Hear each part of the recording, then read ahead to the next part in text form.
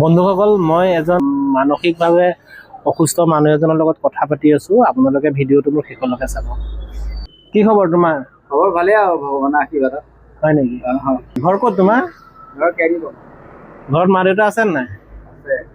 তই ঘৰলৈ কিয় নোযোৱা? মই এতিয়া অকণ ফুৰিবলৈ ওলাই আহিছো যে, মোৰ মনটো অকণ বেয়া বেয়া লাগি আছে। ৰাতি ক'ত থাকা? ৰাতি ইয়াতে চেণ্টাৰতে থাকো, অনাই বনাই ঘূৰি থাকো, পগলা নিচিনা কাম বন নকৰো। বিয়া বাৰু পতা নাইকিয়া। ভাল ছোৱালী এজনী পালে বিয়া পাতিম আৰু সিমানখিনিয়ে কৈ দিলো। তুমি বেয়া পোৱা ভাল পোৱা সেইটো নাজানো, পিছত বেয়াও পাব পাৰা, কাটিলেও মাৰিলেও বা মই তোমাক কাটিলে এইবোৰ বেয়া চিন্তা নাহে, কিন্তু ভাল হোৱাটো নিজৰ প্ৰতিষ্ঠা ন। তোমাক যদি মই হস্পিটাললৈ লৈ যাওঁ, তুমি যাবানে মোৰ লগত? যাব পাৰি। হা? পাৰি বাৰু। কি খালা তুমি এতিয়া? মই চাহ খালো। ৰাতিপুৱা দুপৰীয়া? দুপৰীয়া এতিয়া মই উঠি পেলাই ওলাই আহিছো। চুলিখিনি কোনে কাটি দিলে তোমাৰ? মই নিজে কাটিছো। নিজে কাটা চুলি? হয়। ঘৰত মা দেউতা আছে নাই? আছে। দাদা ভাইটি? আছে। পুনৰ বাবা দেউতা না পুতলা মনটো বাবা নাম বাবা বোৱাৰী নাম বোৱাৰী। মোৰ মানে গাটো অকণ অসুবিধা আগৰ পৰাও এনেকৈ চলো।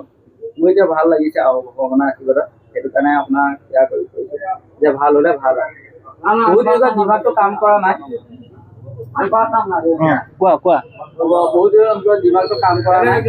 এতিয়াতো আপুনি বেয়া পাব খোলে তেতিয়া লগ পাই গলো লম বুলিয়ে কৈছো পালে আৰু নাম লৈ থাকো, মনে মনে মনটো ভাল লাগে, চিন্তা কৰি থাকো যে তুমি মোক কিয় মাতিছা নাই। আচ্ছা শুনা না, তুমি আগতে হস্পিটাললৈ গৈছিলা নেকি? না হস্পিটালত মই যাওঁ, মন চবিলে ভাল লাগি থাকে কাৰণে কেতিয়াবা গৈ আহোঁ। মনটো অলপ দীঘল লাগি থাকিলে একো বিপদ নহয়। তোমাক কোনে লৈ গৈছিলে হস্পিটাললৈ? মই নিজে যাওঁ কেতিয়াবা। তেজপুৰ হস্পিটাললৈ গৈছিলা নেকি? যাওঁ কেতিয়াবা যাওঁ। গৈছিলো এদিন মাজতে ডক্টৰ বাইদেৱে মোক বেজি দি তেতিয়া মোৰ অকণমান মনটো ভাল ভাল। এতিয়া মেডিচিন নোখোৱা নেকি? এতিয়া মেডিচিন নাওঁ কেতিয়াবা মনটো দুখ লাগি থাকে। মই জানো চবকে কওঁ বিয়া পাতি ল'লে ভাল আছিলে এনেকুৱা বুলি মই কওঁ মনতে। তো বন্ধুসকল, এওঁ অকণমান মানসিকভাৱে অসুস্থ আৰু এওঁৰ কিমান সপোন আৰু আশা আছে আপোনালোকে শুনিলে নহয়।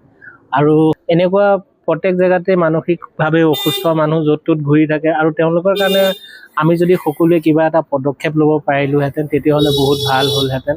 কিমান হৈছে তোমাৰ বয়স? বয়স হৈছে 48 বছৰ।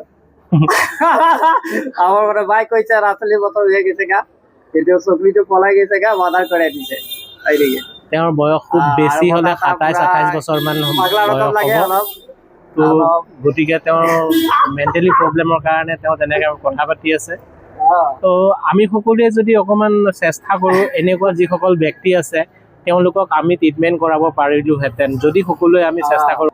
আৰু যদি আপোনালোকে মোৰ লগত অকণমান সহযোগ কৰে তেতিয়াহ'লে মই নিশ্চয় এই তোমাৰ নামটো কি আছিলে? দেৱজিৎ বৰাক মই তেজপুৰ মেণ্টেল হস্পিটেললৈ লৈ গ'লোহেঁতেন যদি মই কাৰোবাৰ সহায় সহযোগ পালোহেঁতেন। তুমি যাবানে মেণ্টেল হস্পিটেললৈ? যাবা?